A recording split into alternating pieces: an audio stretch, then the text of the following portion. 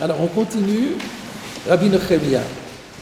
Chez Aya, Rabbi Nechemia Omer, parce que Rabbi Nechemia avait l'habitude de dire Betabaat halech achar chotma. C'est d'ailleurs la phrase que Tosfot avait prise, que quand il dit halech achar chotma, c'est pas af achar chotma. Donc dans une bague, on va d'après le sceau. C'est le sceau qui va déterminer le statut de la bague. Si le sceau est Mekabel Touma, tout est Mekabel Touma. Si le sceau n'est pas Mekabel Touma parce qu'il est en bois, eh bien l'ensemble ne sera pas Mekabel Touma. Et là, Rabbi Nechemia va changer de cas, il va donner encore d'autres exemples où on va aussi d'après quelque chose, d'après un des composants de l'objet. Be'ol halech achar simlonav. Alors là, donc là maintenant, on va avoir un peu des difficultés. C'est toujours quand on est dans Kélim, je vous ai déjà dit, la difficulté du Masechet Kélim, c'est qu'on parle d'ustensiles qu'on ne connaît pas aujourd'hui et qu'il faut comprendre comment ils étaient fabriqués et à quoi ça correspond. Alors, ol, on sait ce que c'est, ol. C'est le joug. C'est quoi un joug? C'est quelque chose que l'on pose sur le cou du bœuf et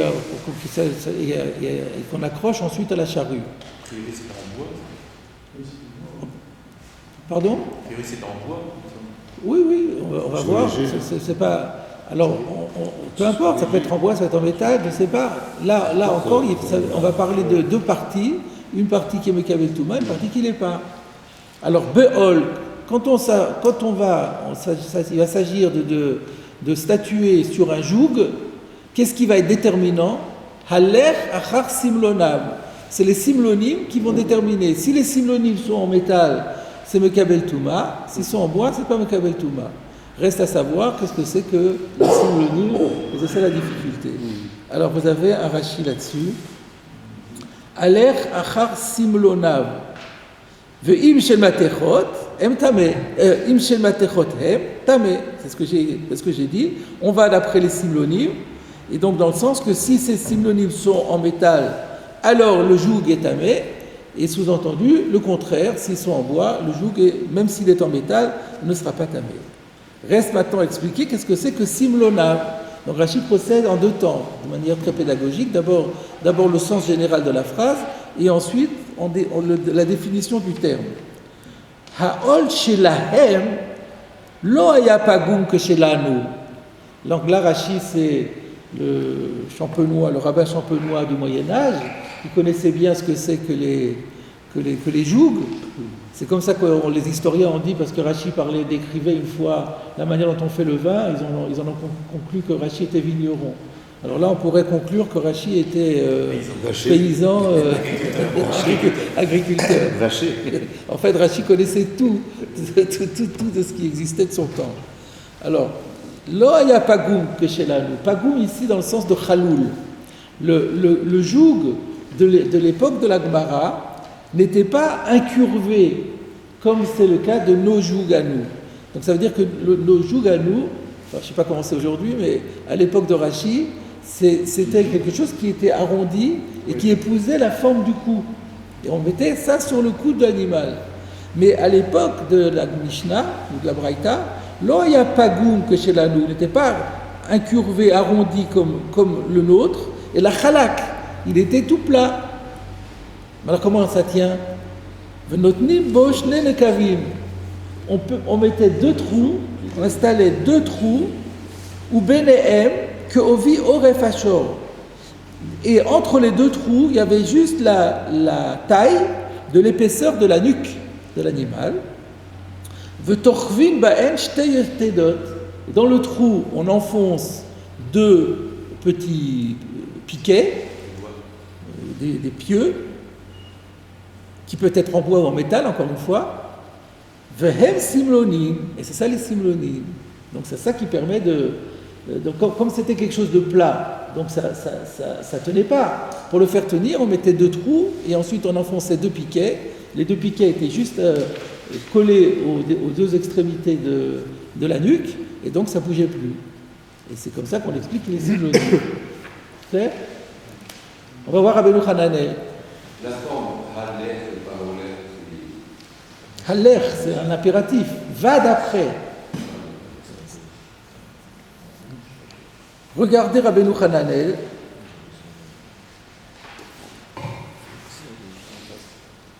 Simlonav, c'est la dernière ligne chez moi.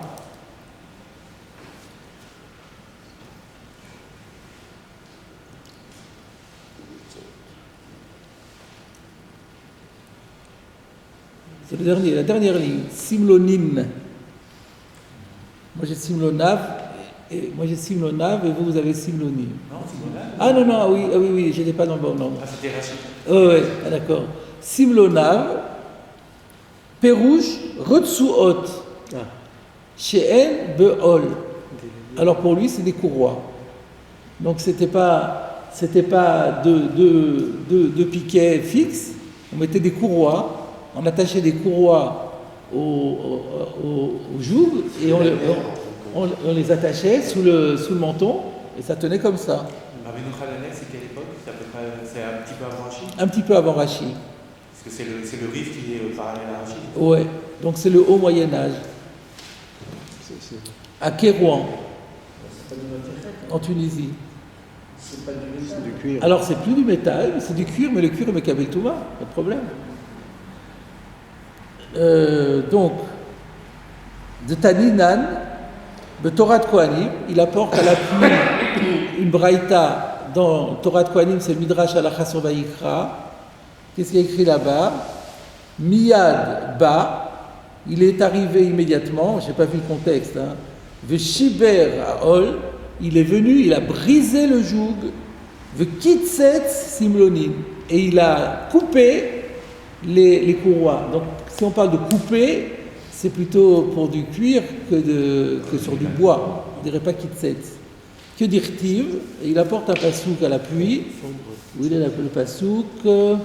Hachem Tzadik, Kitset Avot Rechaim. Hachem, qui est juste, a coupé les liens des Rechaim. Avot, c'est les cordes, les liens, donc ça va bien, ça marche bien avec Retsuot. Donc vous avez deux avis sur. Kitset, ça ne veut pas dire également fendre. Fendre, Kitset Spetilim, c'est plutôt plutôt coupé. D'accord. Donc, voilà, vous avez un exemple, que quand vous avez des termes hermétiques, ça donne souvent lieu à diverses interprétations. Bon, ça ne change rien pour nous, hein, c'est juste, mais il fallait se travailler pour comprendre de quoi on parle. Ensuite. Et le mot courroie, on peut le remplacer par le mot lanière? Oui. C'est ça. Ah oui, c'est ça, le tsoua, c'est ça. Hein. Ouais. Et donc, on n'a pas fini avec Rabbi Nechemia, on passe d'Afsam Hamoud Aleph. Bekolav halech achar masmerotav. Dans le kolav, on va d'après les clous. Masmer, on sait que c'est un clou. Kolav, on ne sait pas ce que c'est. C'est le sabot? Non, on va voir de Rashi. Très bien. Bekolav, hu kemin amoud. Alors j'ai une correction, pas Kimin, mais Ke'en. Donc Une espèce? ça ressemble à Hamoud, comment on va dire traduire Hamoud, une planche, peut-être ici, une planche. Rachav Milmata, qui est large par le bas, Vedak Milmala, et qui est plus fine vers le haut. Umitaltel, et qui est mobile, Vachenvani Ma'amido Lifne Chalon Chanuto.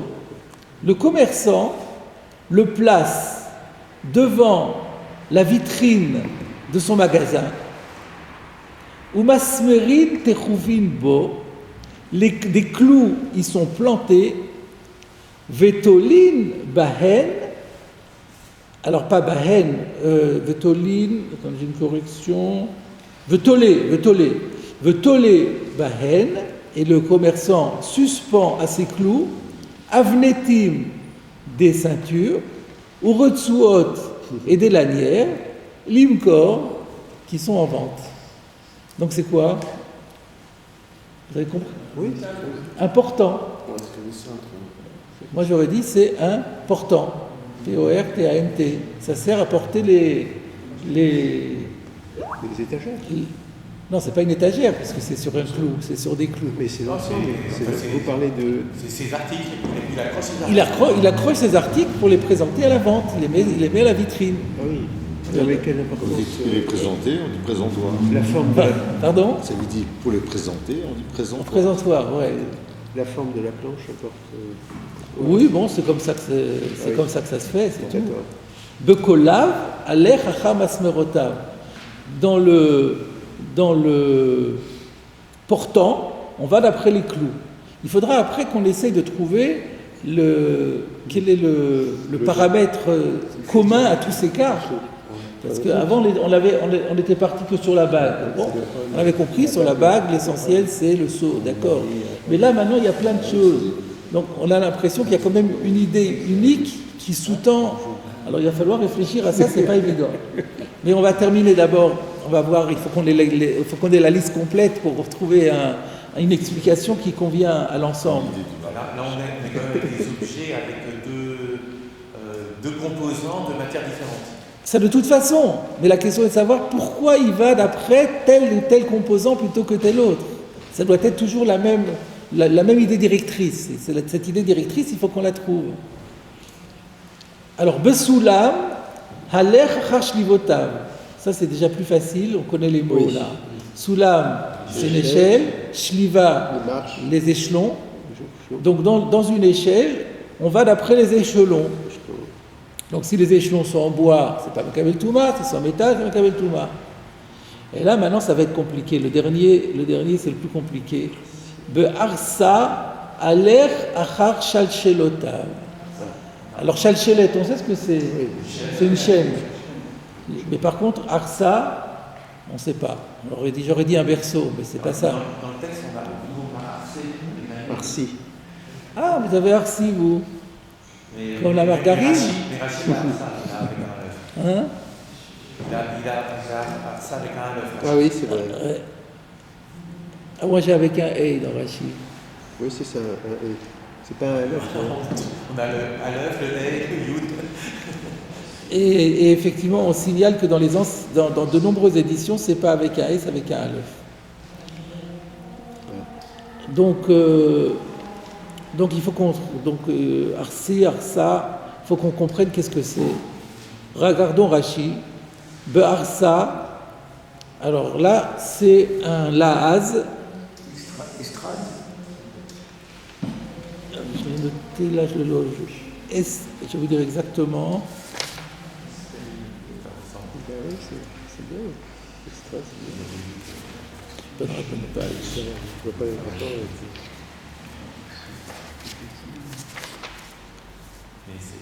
Alors, estadera, c'est un mot d'origine italienne. Estadera, et ça veut dire balance. C'est une balance. Des points, c'est-à-dire que ça veut être des points. Pardon?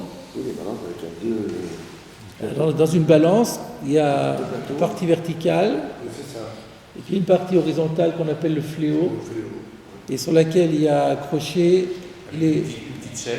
Avec une une- petite chaîne, on a les plateaux des deux côtés, et puis il y a éventuellement une aiguille qui se balance par rapport Le principe de la double pesée. Et puis cela dit, ça doit être accroché au plafond avec une chaîne également, parce qu'au moins elle tient, pour qu'elle soit suspendue. Alors c'est en gros ce que Rashi va dire. Vehen moznaim gedolot. Donc déjà Rashi nous explique que c'est une balance, une grande balance. L'ishkol qui sert à peser, tsemer la laine, le sha'ava la cire, ou nechoshet le cuivre, vehen shel etz. Et cette balance, elle est en bois, à part les chaînes qui sont en métal. Halech achar shalshelotav. On va d'après la chaîne, chez Taloui Baen, à laquelle la balance est suspendue, Ve'im shel matecheten tmeot. Et si la chaîne est en métal, elle n'est pas nécessairement en métal, ça peut être aussi peut-être du tissu ou quelque chose d'autre. Mais en tout cas, si c'est une chaîne de métal, à ce moment-là, ça sera Mekabel Touma. Et sinon, non, puisque tout le reste est en bois. Donc jusque-là, ça va. C'est assez clair, là. C'est bizarre quand même. Parce qu'on a plutôt, je sais pas, enfin en tout cas moi, dans l'esprit, une balance, le principal c'est en métal. La balance est en métal? Non, pourquoi?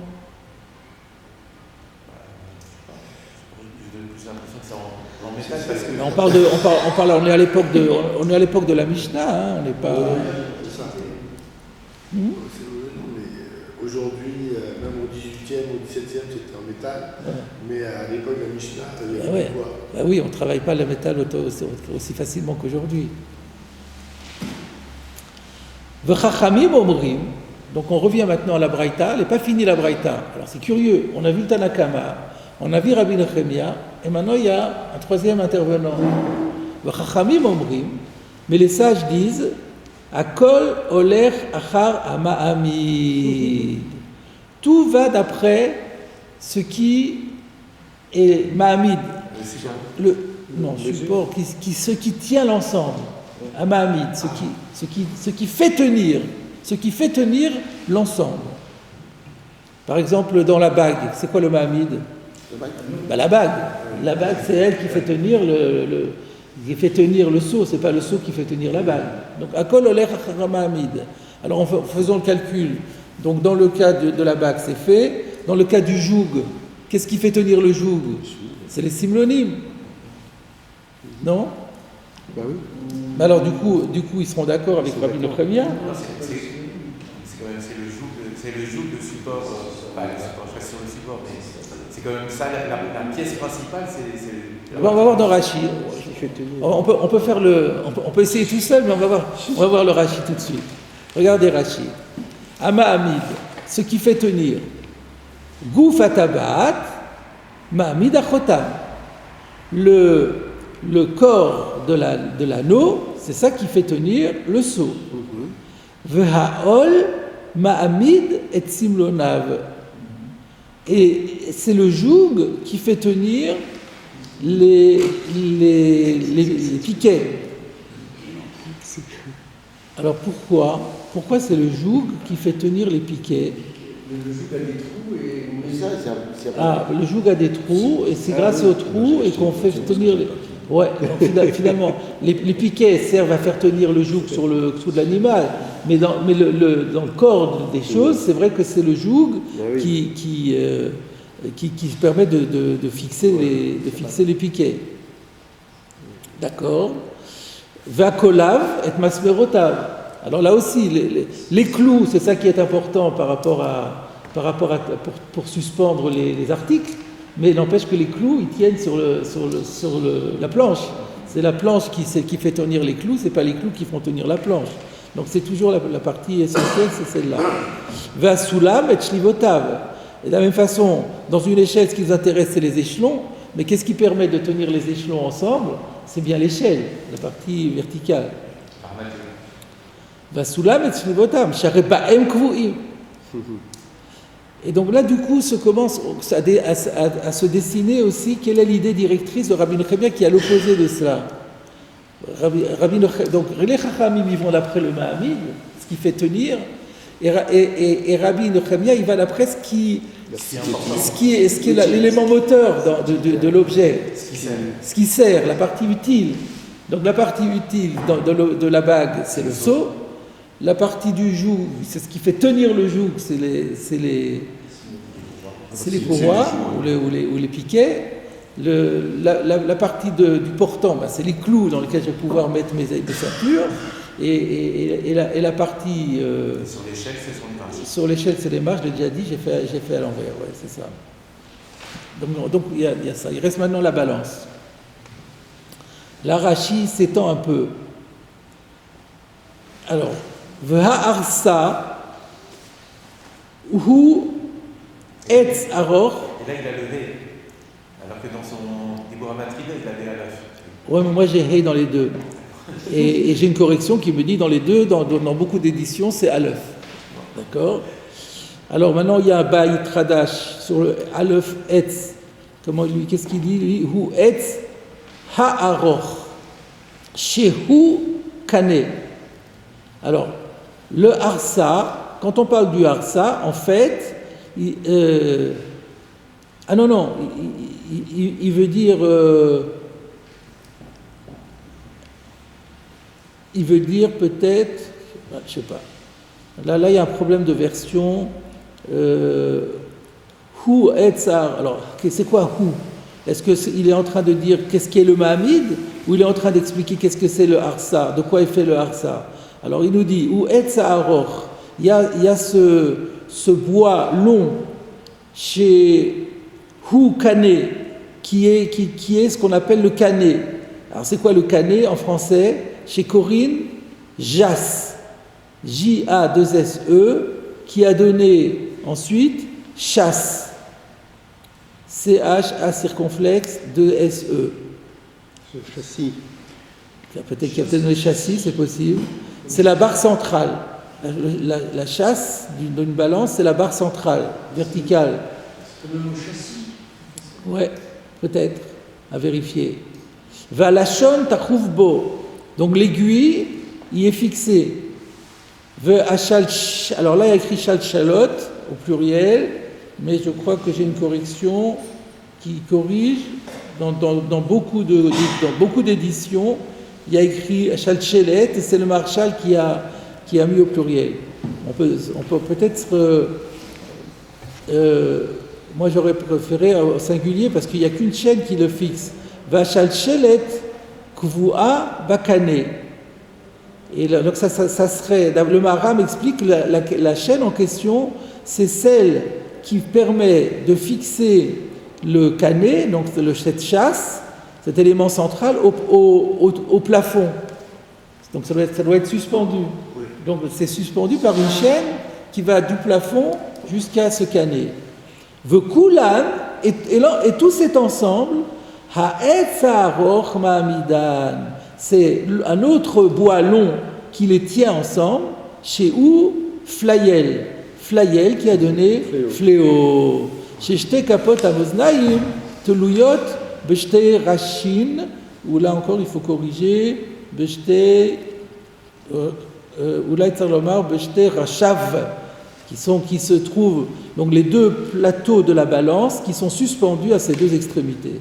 Donc d'après ça, le Mahamid serait plutôt le fléau. Et les chaînes, c'est ce qui soutient les balances, les plateaux, c'est pas ce qui...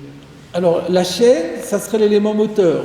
Donc on a vu que d'après Rabbi Nechemia, parce que c'est cette chaîne-là qui permet finalement l'équilibre et la pesée.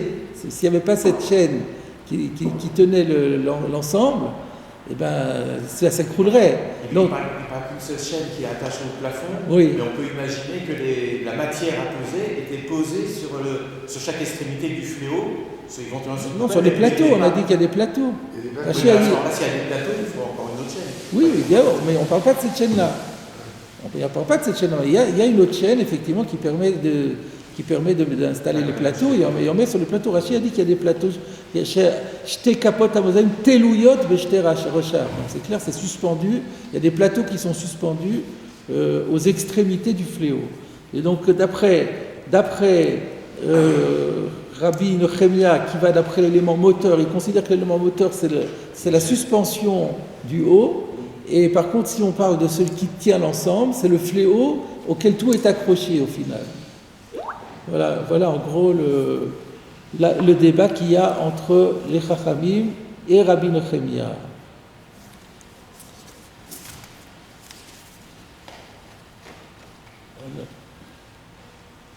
Donc ça on l'a dit.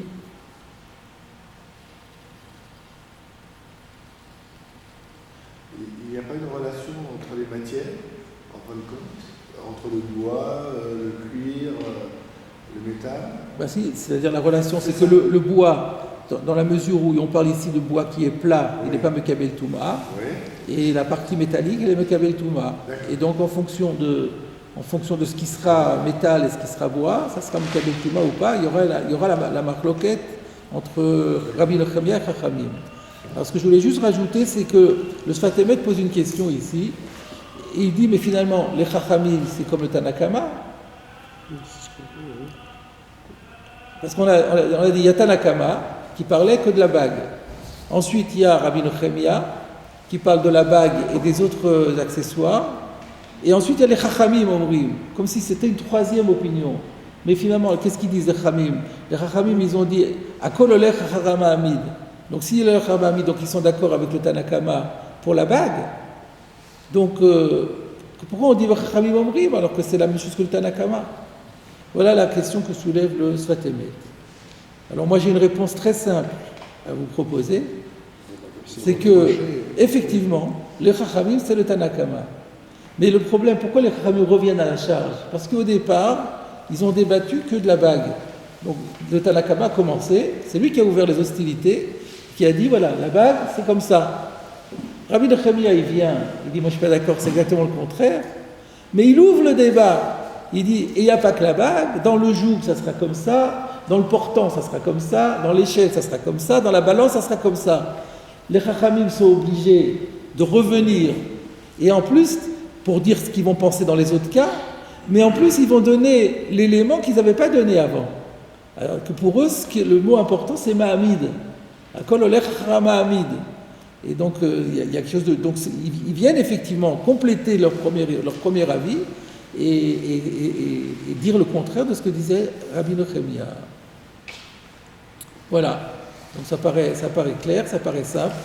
On va pouvoir avancer dans la Gemara. Est-ce qu'il y avait vraiment une nécessité à développer trois cas différents Est-ce que pour Rabbi Nechemia? Oui. Est-ce que le principe de la bague n'aurait pas pu servir au... Ben non, justement, c'était pas évident. Là, avec plus on donne d'éléments, plus ça précise la pensée. Le critère. Oui, tout à fait. D'accord. Donc on dit, d'après Rabbi Nechemia, on va d'après ce qui est efficace, et d'après Rabbi Chachamim, c'est ce qui tient l'ensemble. Alors donc, d'après tout ça, c'était Rabbi Zera. Tout ça, c'est la première réponse de Rabbi Zera. Je rappelle quand même, parce qu'on a fait beaucoup de choses, donc il faut peut-être un peu recentrer, de quoi on est parti. On est parti d'une contradiction entre notre Mishnah et la Braïta, et non, le Mishnah de Kélim. Notre Mishnah qui dit ici, par déduction, et plus tard le dira en toutes lettres, que si on a une bague avec un sceau et qu'une femme sort avec le Shabbat, elle transgresse la loi de la Torah, parce que c'est un massoui, c'est pas un tarchit, c'est considéré comme une charge et non pas comme un bijou. Et dans la Mishnah de Kélim, on dit que c'est un bijou. Alors on a répondu, c'est pas contradictoire, c'est l'expression d'un débat. Notre Mishnah de Shabbat, elle va comme Rabbi Nechemia, qui pense que l'essentiel, quand on fabrique une bague avec un sceau, on pense essentiellement au sceau, et donc on pense à la partie utilitaire de l'objet.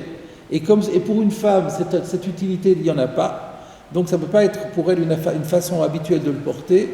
Donc du coup, ça devient un massoui. Alors que pour les Rabbanan, à Kol olech Mahamid, on ne regarde pas l'utilité, on regarde ce qui tient l'ensemble. Ce qui tient l'ensemble, c'est la bague. Donc la bague, c'est un bijou. Donc c'est pas un tsar. Et voilà comment... Et donc nos Chachamim ne seraient pas d'accord avec notre Mishnah.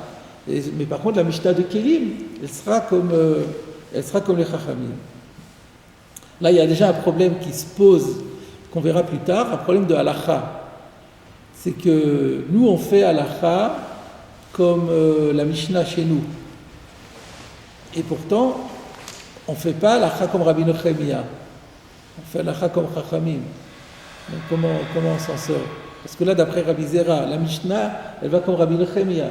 Rabbi Nechemia Chachamim, halakha ne peut pas être comme Rabbi Nechemia, c'est Yachid Verabim. Et pourtant, nous, on fait halakha comme notre Mishnah à nous. Alors comment ça se fait? On parlera plus tard de ça. On va d'abord voir les autres propositions qui sont faites. On arrive à Rava. Rava Amar, Litzdadim Ketani. Alors c'est difficile à traduire Litzdadim. Donc de quoi il parle d'abord? Alors peut-être qu'on va regarder. Alors je termine la phrase quand même. L'Itzdadim Ketani, Yeshalea Chotam Tarshit de Ish, En Alea Chotam Tarshit de Isha. Lorsqu'il y a un sceau, c'est un tarshit, mais ce n'est pas un tarshit pour la femme, c'est un tarshit pour l'homme. Et lorsqu'il n'y a pas de sceau, c'est un tarshit pour la femme. À quoi il se réfère d'abord? À quel texte il se réfère pour dire ça? On va voir dans Rashi, ce sera plus facile. Rava Amar, Braïta de Katani, Vetabaat avetarshit, Ben sheyesh alea chotam, Ben she'en alea chotam. Alors attendez, c'est quoi Braïta? En fait, c'est la Mishnah. Donc le recherche fait remarquer ici que c'est étonnant que Rashi dise Braïta, puisque nous on a dit que c'était là, il se réfère en fait au texte de Masechet Kelim, Tarshite Nashim Tumeim. Donc maintenant on comprend qu'on se réfère à ce texte-là, Vetabaot, Tarshite Nashim, on avait dit Nezamim Vetabaot, Vetabaot Ben Shishalea Chotem Ben Shanalea Chotem. Alors on avait dit, tu vois de là que Tarshite Nashim, c'est Ben She'eshalea Chotem, Ben Shenalea Chotem, que même lorsqu'il y a un Chotam, ça s'appelle Tarshite Nashim. Elle dit non, c'est les Tzdadim Ketani, c'est-à-dire que là, je sais pas une bonne traduction de les Tzdadim, mais ça veut dire que on parle plus de la même chose. Quand on a dit Yeshalea Chotam, c'est Tarshit, mais c'est pas Nashim. Alors c'est ce qu'on va voir dans Rashi. Mais donc le problème de Braïta, c'est un petit problème, parce que c'est la Mishnah en fait. Donc on ne sait pas pourquoi Rashi dit Braïta. Je ne me rappelle plus ce que dit le Rochage, je vais regarder, je n'ai pas revérifié.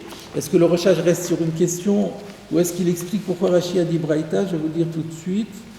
Rashi, Braïta, Matnitini. Non, il n'explique pas. On ne comprend pas pourquoi Rashi dit Braïta alors que c'est une Mishnah. Alors, Braïta, Mishnah. Après une Mishnah, c'est une Braïta spéciale. Non, c'est une Mishnah, on ne l'appelle pas Braïta, on ne l'appelle jamais une Mishnah Braïta, c'est très bizarre. Donc Braïta de Katani. Exactement. Dalet. Pour Rava, ça peut être une Braïta. Mais c'est une Mishnah, ça ne peut pas être une Mishnah. La Mishnah, elle est connue par tout le monde. Oui. Il n'y a pas de contestation sur ce qui est une Mishnah, jamais on a vu ça. Donc Rava Amar, Braïta de Katani de Tabaat avec Tarshit, Ben Sheyesh Alea Chotem, Ben Shenel Alea Chotem. Donc la Braïta qui enseigne que un anneau a un statut de bijou, qu'il y ait dessus un sceau ou qu'il n'y en ait pas, la Vareisha de Aïre Betarshite Nashim Kaime Tarvayu. Les deux ne se rapportent pas à la première partie de la phrase qui traitait de Tarshite Nashim, des bijoux de femmes. Et la Chad Tarshit de Ish, ve Chad Tarshit de Isha. Un concerne le bijou de l'homme, l'autre le bijou de la femme, ve le Tzdadim Ketani, et donc c'est apprendre le Tzdadim de façon, je sais pas relative. Les Tzdadim, c'est... Alternativement. C'est difficile à traduire. Ça vient acceptante? Non, l'idée c'est que c'est fonction de... ça change. C'est pas univoque. Il y a deux côtés. Il y a deux côtés de la chose. Alors donc il y a deux idées que Rashi nous dit. Premièrement, il faut comprendre que la fin ne se rapporte plus à Tarshite Nashim. Il faut lire dans la Mishnah, dans la Mishnah Braïta, Tarshite Nashim Tumein, Veiluen Tarshite Nashim, Katlaot, Nezamim, Tabaot. Point.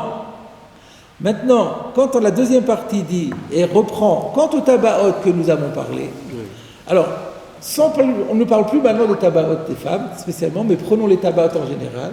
Elles sont Mekabel Touma, Ben Sheyesh Alea Chotem, Ben Shenel Chotem, et ont un statut de Tarshit, mais pas nécessairement pour les femmes. Les uns auront les Tzdadim Ketani, il y en a un qui aura un statut de Tarshit pour les hommes, c'est celui qui a un Chotam, et il y en a un qui aura un statut de Tarshit pour les femmes, c'est celui qui est En Alea Chotam. Donc c'est l'Etzdadim Tani. La phrase est à prendre de façon. Comment dire ça, je sais pas. C'est pas univoque, c'est le contraire d'univoque. Elle est bivalente, ouais, ambivalente peut-être. Conditionnel. Pardon, conditionnel, non. Non, relative, quoi. Relative, c'est loin du mot. L'Itzdadim, c'est-à-dire c'est à prendre. Il y a deux côtés. Tzad, c'est relatif. Non, tzad, c'est un côté. C'est un côté, Il y a deux c'est côtés. relatif. Il y a deux côtés. On dit un côté, c'est que c'est relatif à l'endroit où on se trouve. C'est relatif. Oui, ça revient à ça, mais c'est pas, mais c'est loin quand même du mot à mot. Quoi. Sens Sur, littéral, je cherche une traduction littérale. Sur le Braïta, est-ce qu'il peut y avoir des Braïtot qui reprennent des Mishnayot? Oui, mais peut-être, c'est possible, mais ici on a cité une Mishnah, oui, oui. Il n'y a pas de raison, ça ne justifie pas. Alors si on va si on fait le calcul maintenant, d'après Rava, alors qu'est-ce qui ressort? La Mishnah, c'est qui? La Mishnah, elle va d'après qui notre Mishnah?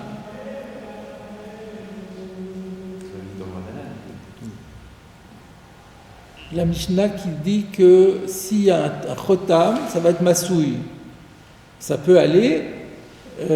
Non, de toute façon, ça ne peut pas aller. Les Rabbanan, ils sont intervenus. La marloquette entre Rabbi Nechemia et les Rabbanan, c'est venu après dans la Braïta. Mais maintenant, au niveau de la Mishnah, c'est la contradiction entre les deux Mishnayot qui est résolue. Parce qu'on avait dit, il y a une Mishnah qui dit que c'est un Tarshit, et il y a une Mishnah qui dit que c'est pas un Tarshit. Comment c'est possible? Alors réponse, la deuxième Mishnah, la Mishnah de Kélim, on l'avait mal interprétée. On croyait qu'elle disait que c'était un Tarshit, en fait elle ne disait pas que c'était un Tarshit. C'était un Tarshit pour les hommes, pas pour les femmes. Donc il n'y a plus de contradiction entre les deux Mishnayot. Maintenant, si je me pose la question, mais ces deux Mishnayot qui sont plus contradictoires, elles vont d'après qui? Elles vont d'après Rabbi Nechemia ou d'après les Rabbanan? C'est toujours Rabbi Nechemia. Parce que d'après les Rabbanan, le Ikar c'est la Tabaat, donc ça ne devrait pas être une autre, il ne devrait pas y avoir un din de Masouille. Donc ça, on n'a plus besoin de rentrer dans la marque loquette Rabbanan et Rabbi Nechemia, mais simplement, on a résolu tout simplement la contradiction entre les deux Mishnayot. Et donc on arrive maintenant à la troisième réponse, Rav Nachman bar Yitzchak Amar. Rav Nachman bar Yitzchak dit Tum'a à Shabbat Karamit. Comment tu opposes deux registres qui n'ont rien à voir, le registre de l'impureté au registre du Shabbat? Est-ce qu'il y a un Rashi là-dessus? Oui, on va voir déjà. Il n'a pas fini de parler, mais on va déjà voir le commentaire de Rashi. Tum'a à Shabbat Karamit. Tu opposes la Tum'a au Shabbat. C'est vrai que la contradiction qu'on avait entre deux Mishnayot, une parlait du Shabbat, et il ressortait que une Tabat avec un Chotam, ça n'avait pas un statut de Tarshit, et on a apporté une Mishnah de Kélim qui disait que ça, oui, a un statut de Tarshit. Alors, Had Katani Vetabaat Ben Sheyesh Alea, il revient aussi sur la même Mishnah. La Mishnah qui disait que l'anneau, qu'elle porte un sceau, qu'elle n'en porte pas un statut de Tarshit, la Varei Shakai. Alors là, il est d'accord avec Rava pour dire ça se rapporte de toute façon plus à la première partie de la Mishnah, de Karilé Tarshite Nashim, où on l'appelait Tarshite Nashim. Donc cette Mishnah reconnaît que ça ne s'appelle pas Tarshite Nashim. Et la Achika Amar, et voilà ce qu'elle veut dire. Vetabat she'amru shenitmet, la bague dont les Chachamim ont dit qu'elle reçoit l'impureté, ben sheyesh alea chotam, de l'af tarshitu, c'est valable même dans un cas où il n'y a pas de sceau, contraire, sheyesh alea chotam, même dans un cas où il y a un sceau de l'af tarshitu, et là évidemment on admet que ce n'est pas un tarshit, mais quand même, klima ou ça devient un objet utilitaire. Ben she'en alea chotam, et c'est valable, et ça reçoit l'impureté aussi s'il n'y a pas de sceau, d'ave tarshit, parce qu'à ce moment-là, c'est un statut de tarshit. Encore une fois, s'il y a un seau, alors c'est pas un tarchit, mais c'est Mekabel Touma au titre de climat, c'est objet utilitaire, parce qu'il y a un seau, ça sert à quelque chose, c'est fonctionnel. S'il n'y a pas de seau, il n'y a plus d'utilité, c'est plus un climat assez, mais c'est quand même Mekabel Touma au titre de tarchit. V'chikatani reisha, tarchite nashim, et lorsque dans la première partie de la phrase, on évoquait les bijoux des femmes, She'en alea chotam, ça se rapporte uniquement à She'en alea chotam. Alors, on va peut-être voir d'abord dans les mots de la Gemara et ensuite on voit ça, comment ça rentre dans les mots de la Mishnah. Donc, Rav Nachman bar Yitzchak dit Tum'a Shabbat Karamit, tu opposes le registre de l'impureté au registre du Shabbat. Tum'a Klimaase Amarachamana Vekeli ou. Quand il s'agit de la question de savoir si une bague qui est surmontée d'un sceau reçoit l'impureté ou pas, la Torah, elle a parlé de Klimaase.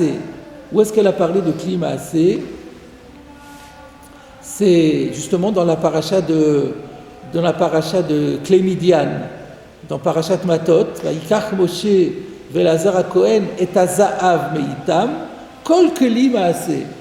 Donc lorsque les généraux de l'armée sont venus chez Moshe et Lazare en apportant les bijoux pour se faire pardonner d'avoir eu des mauvaises pensées, et donc il y a écrit là-bas qu'ils ont pris tous les climassés, et de là on voit que là-bas il y a un contexte d'impureté, donc on voit que ces climassés reçoivent l'impureté. Donc pour recevoir l'impureté, il suffit d'être défini comme climassé, ça reçoit l'impureté, et c'est le cas d'une bague surmontée d'un sceau. Ou kliou, donc ça s'appelle un kli. Shabbat, mais pourquoi la question se pose maintenant si une femme sort avec le Shabbat? C'est pas un problème de kli ou pas, c'est mishum masoui, amarachamana. Là, ce que la Torah interdit par rapport à porter le Shabbat, c'est est-ce que ça s'appelle porter ou pas porter? Est-ce que c'est une charge ou pas une charge? En alea chotam, s'il n'y a pas de sceau, tarchit, ça devient un bijou, et un bijou, on a le droit de sortir avec. Yesh alea chotam, mais s'il y a un chotam, masoui, ça s'appelle porter. Donc, alors, il faut refaire le calcul. Donc, comment d'après Rav Nachman bar Yitzchak, on résout la contradiction? On avait une contradiction, c'est que dans notre Mishnah, on a l'impression que s'il n'y a pas de chotam, c'est un tarchit. S'il y a un chotam, c'est plus un tarchit, c'est un masoui. Et on a apporté une Mishnah de Kelim qui dit tarchite nashim, tabaot, ben shesh chotam, ben shen chotam, laisse entendre que même s'il y a un sceau, ça s'appelle encore tarchit. Donc qu'est-ce qu'il répond maintenant, Rav Nachman bar Yitzchak? Il dit non, on a mal compris la Mishnah de Kelim. À savoir que quand on a dit ben shesh alea chotam, ben shen alea chotam, on n'est plus dans tarchite nashim. En fait, ça ressemble beaucoup à la réponse précédente, qui disait les tzdadim ketani. Dans la réponse précédente, on avait dit les tzdadim ketani, on ne parle plus des femmes, quand on a dit que c'est un tarchit pour les hommes. Et là maintenant, lui, il dit non, c'est pas un tarchit pour les hommes, c'est pas le problème. On explique, on est dans la Toum'a. Donc la Braïta est en train de dire pourquoi les tabaot reçoivent l'impureté. Alors ils disent ben sheyesh alea chotam, ben shen alea chotam, mekablim Toum'a. Mais on n'est plus en train de dire que ça fait partie des tarchités nashim. Pas du tout, on ne parle plus des tarchitim. On est dans la Toum'a, on dit ben sheyesh alea chotam, ben shen alea chotam, c'est mekabel Toum'a. Et pourquoi c'est mekabel Toum'a? Eh bien ça dépend. Yesh alea chotam, klima assez. En alea chotam, c'est tarchit. Dans les deux, c'est mekabel Toum'a. Et d'après ça, il ressort quoi? Que n'est tarchit que s'il n'y a pas de chotam. S'il y a un chotam, c'est plus tarchit. Donc par rapport à Shabbat, c'est normal que ce soit un masoui. Donc il n'y a plus de contradiction. Donc c'est très proche en fait de la réponse précédente de Rava. C'est-à-dire que la Mishnah de Shabbat, elle pense que c'est un masoui, tout le monde est d'accord que c'est un masoui et que ce n'est pas un tarchit. Et la Braïta, dont on pensait qu'elle disait que c'était un tarchit, c'est pas un tarchit. Alors soit elle dit c'est un tarchit pour les hommes, ça c'était Rava, soit on dit c'est pas un tarchit bichlal, ni pour les hommes ni pour les femmes, c'est klima assez. Klima assez, c'est mekabel Touma. Et peut-être que même pour les hommes, on ne sait pas ce que dirait la Mishnah de Kelim par rapport au Shabbat. Ça pourrait être même un masoui pour les hommes, on n'en sait rien.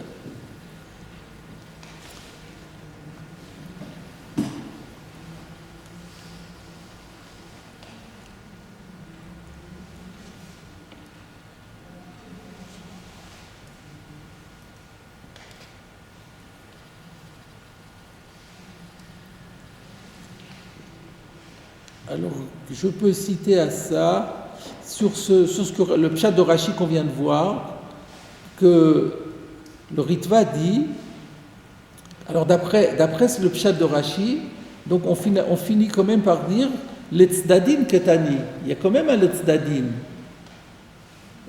Pourquoi? Parce qu'on dit, enfin oui et non. C'est moins l'etzdadin. Est-ce que c'est l'etzdadin quand même? Quand on a dit, oui, c'est-à-dire on a dit c'est tamé, une fois midin tarchit, une fois midin kli.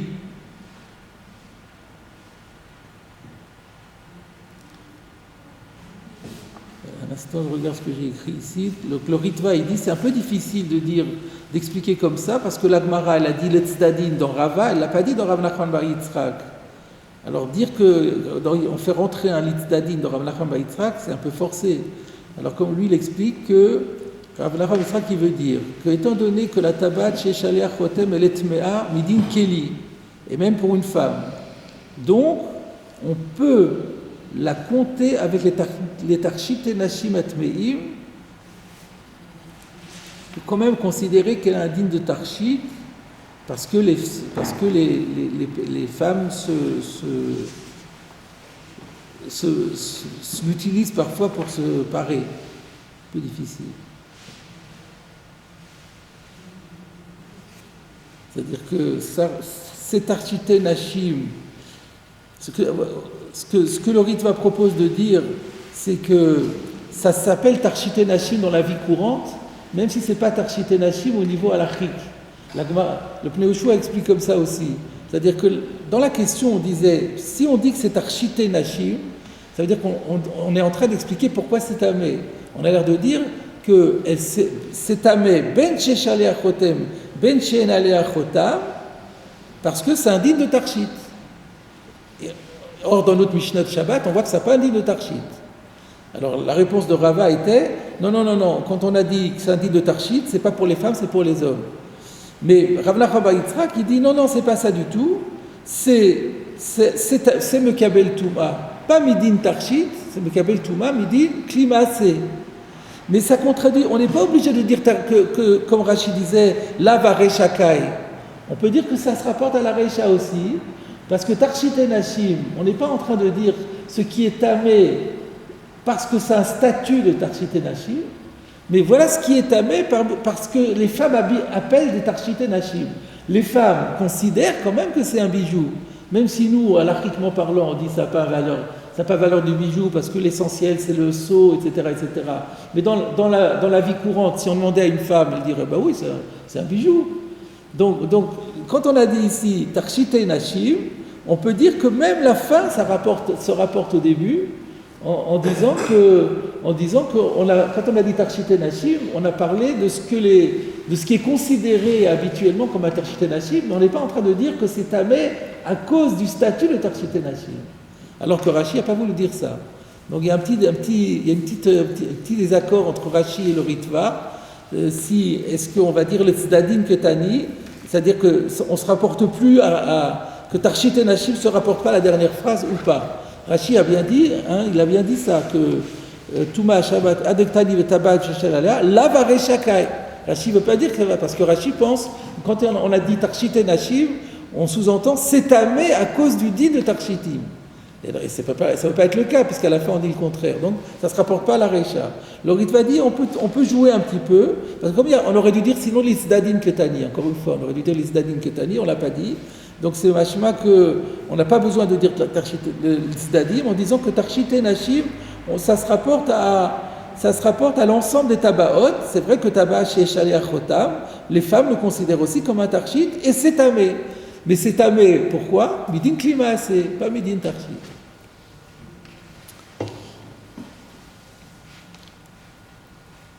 Voilà, donc on a terminé la Gemara avec Rashi. Donc on va faire encore le Tosfot. Comme ça, on aura terminé le sujet. Donc c'est le Tosfot en haut de la page. Rav Nachman bar Yitzhak Amar, Tum'a à Shabbat Karamit.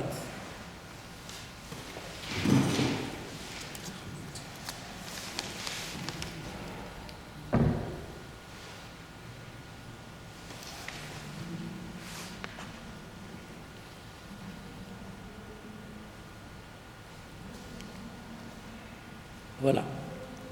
Rav Nachman bar Yitzchak Amar, Tum'a Ashabat Keramit. Dafilu belav ta'ama davetarshit leish, hitmea mikol klima ase. Donc Tosot explique quelle est la différence entre Rav Nachman bar Yitzchak et Rava. Rava avait expliqué que la raison pour laquelle une tabat qui a un chotam reçoit la tum'a, c'est midin tarshit, parce que c'est un tarshit pour un homme. Et Rav Nachman bar Yitzchak dit, tu n'as pas besoin d'arriver à ça. Afilu belav ta'ama davet tarshit leish. Même si tu ne recours pas à cet argument que la bague avec un sceau peut recevoir l'impureté en tant que bijou, parce que pour un homme, ça sert de bijou, c'est même pas la peine d'arriver là. Temea mikol klima ase. Même pour une femme, ça, c'est normal que c'est mekabel touma, parce que ça sert à sceller. Et donc tout ce qui a une utilité, c'est mekabel touma. Point. Donc là Tosfot nous a expliqué qu'est-ce que Rav Nachman bar Yitzchak gagne par rapport à Rava. V'ashta. Et maintenant, en conclusion, ben le Rav Nachman bar Yitzchak, aussi bien d'après la réponse de Rava que celle de Rav Nachman bar Yitzchak, mukme tarvayu kerabi Nechemia. Alors, on place les deux enseignements comme Rabbi Nechemia. C'est quoi on place les deux enseignements comme Rabbi Nechemia. On va voir de quel enseignement il parle. On va terminer la phrase. Velo metame mita'am tarshit deisha. Et donc, la bague qui a un sceau ne devient pas impure en tant que bijou de femme, parce que ce n'est pas un bijou pour une femme. D'après Rabbi Nechemia, n'est-ce pas? Rabbi Nechemia, il disait que l'essentiel, c'est le sceau. Et un sceau, pour une femme, ça ne sert à rien. Et donc, ça n'a pas un statut de tarshit pour une femme. Et là, ça devient impur, ou bien mita'am tarshit de ish, comme le dit Rava, ou mita'am davi klimase, ou alors parce que, comme le disait Rav Nachman Yitzchak, c'est un objet utilitaire qui reçoit l'impureté. Ou le tzdadim ketani, ben le Rava, ben le Rav Nachman bar Yitzchak. Et donc ça confirme ce que disait Rashi, pas comme le Ritva, que cette idée de le tzdadim ketani, c'est-à-dire que la Mishnah, la Mishnah de Kelim, en fait, lorsqu'elle dit à la fin ben, c'est pas à comprendre de façon univoque, c'est de façon comme on avait dit, ambivalente, c'est ça. C'est-à-dire que c'est plus, on ne se rapporte plus à la femme, c'est ou bien en partie à la femme, en partie à l'homme, ou bien en partie tarshit, en partie klimasé. Mais de toute façon, on dira les tzdadim que t'as dit.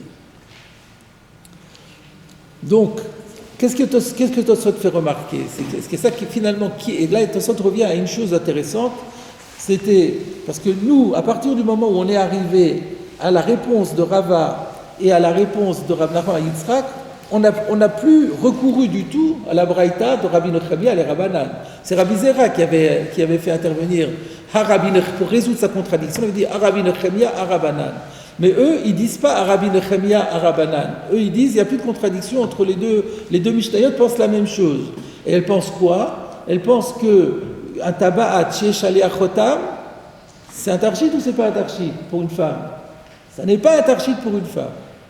Donc, ça se dit, alors ça va comme qui? Ça va comme Rabbi Nechemia.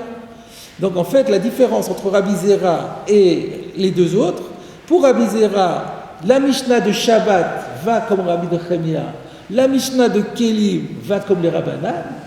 Par contre, d'après les autres, tout va comme Rabbi Nechemia. Et les Rabbanan, on n'en tient plus compte.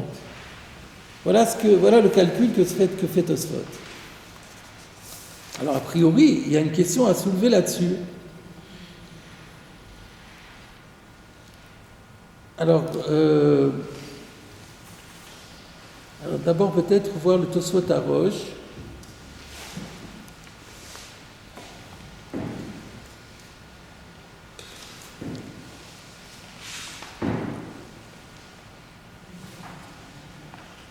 Ou bien, ce qu'on pourrait faire, Ou alors regardons, parce que nous avons dans les Yalkut Mefarshim, regardons le Melo Aroim.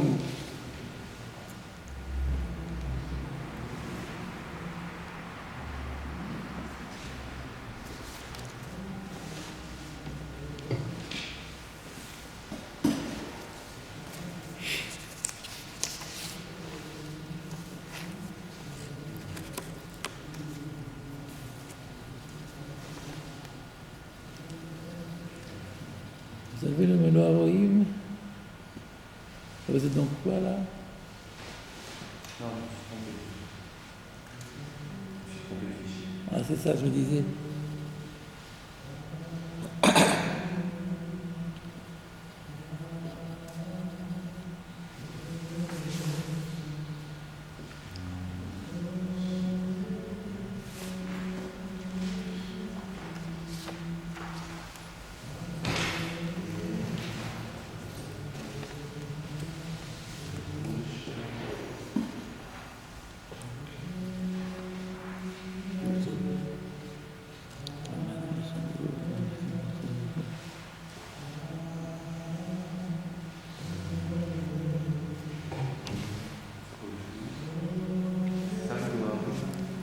Pardon?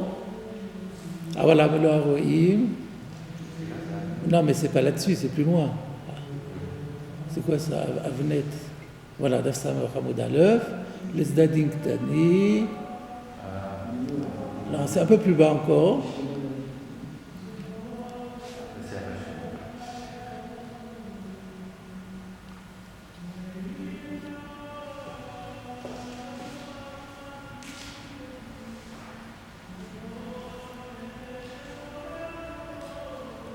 Ah non, non, ça doit être avant, là, vous êtes... Oh, je sais pas quoi. C'est... Alors peut-être c'est après, je sais pas.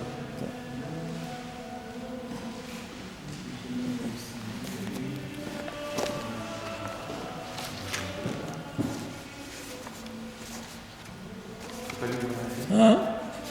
Je vais vous dire. C'est sur Tosfot.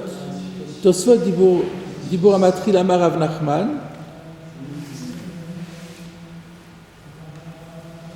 Daf Samoch Hamud Aleph. Daf Samoch Hamud Aleph. Tosfot Dibur Amatri Lamar Rav Nachman. Tarvayu que Rabbi Nechemia. Peut-être ça va après, regardez comment, peut-être qu'ils ont mis d'abord la Mishnah avant, après les Rashi, Tosfot, peut-être c'est possible.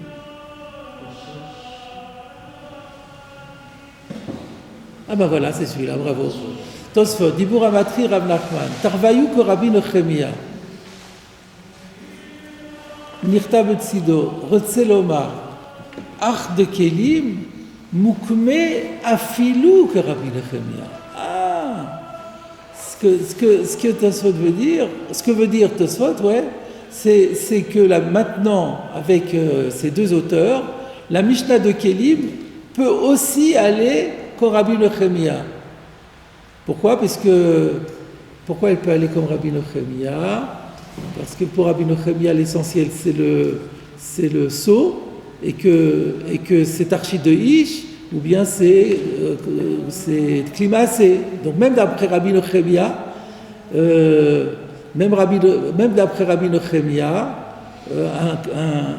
une bague avec un seau et Mekabel Touma.